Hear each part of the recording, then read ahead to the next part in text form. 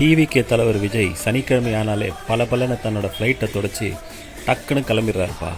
இன்றைக்கி எங்கே சம்பவம் பண்ண போயிருக்காருன்னா நாமக்கல். நம்மளோட 4 ஃப்ரெண்டை பார்க்க நம்மளே நம்மளோட பைக்கை பலன்னு தொடச்சி போகும்போது 40 லட்சம் பேரை பார்க்க தன்னோட ஃப்ளைட்டை தொடச்சிட்டு போக மாட்டாரா என்ன?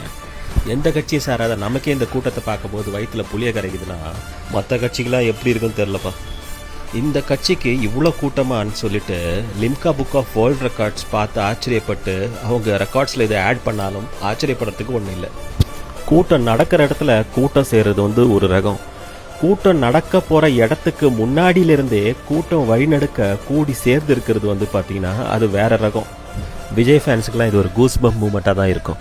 மற்ற கட்சியில் இந்த கூட்டத்தை பார்த்துட்டு இது சினிமாக்காரங்களுக்கு கூடுற கூட்டம்னு சொல்லிட்டு அசால்ட்டாக இருந்துடாதீங்க. அவங்களோட கொள்கையை மக்களுக்கு கொண்டு வந்து சேருங்க. இல்லைன்னு வச்சுக்கோங்களேன், பிம்பிலிக்கு பிலாவி தான்.